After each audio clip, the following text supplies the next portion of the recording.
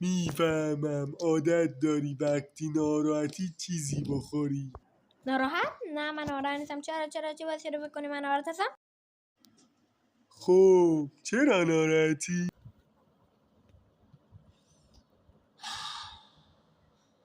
احتمالا هیچ کس مثل امروز من اینجوری گند نزده. در تاریخ چین؟ در تاریخ گندن خرابکاری؟ احتمالا. و جهانجویان آتش اینا باید میره ایشون. کاملا ازم متنفر بودم. کاملا. شیفو چطور میتونه همه جنگجوی اشتباه بسازه؟ ول کنی یا ول نکنی، با رشته فرنگی یا بی رشته فرنگی، تو خیلی خوب از آنچه که میگذرد و از آنچه که خواهد گذشت خبر داری. یه ضرب المثل است که میگه دیروز به تاریخ پیوند، فردا رو کسی ندیده اما امروز یه هدیه است. به همین خاطره بهش میگه زمان حال.